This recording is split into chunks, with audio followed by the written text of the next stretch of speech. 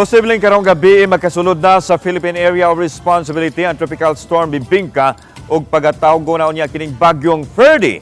Apan matod sa pag-asa, medyo mihinay kinigikan sa category nga severe tropical storm kagahapon ngadto na lang sa usa ka tropical storm karong adlaw.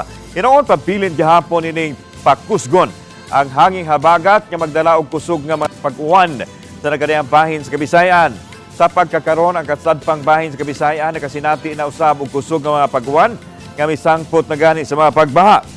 Sa Central ug Eastern Visayas may sinati usab katag-katag nga mga pag-uwan sugod karong gabi hangtod sa adlawng Sabado. So, this afternoon, mag-expect ang doon nagay ulan-ulan, Metro Cebu to Northern Cebu area, hangtod na gyud og mga adlaw, ma'am. By Sunday, improve weather sa itong mga models. So, by Sunday, good layo na kayang bagyo, ma'am. South of Japan na siya. So, ang bitad sa habaga, ito na po sa Luzon area.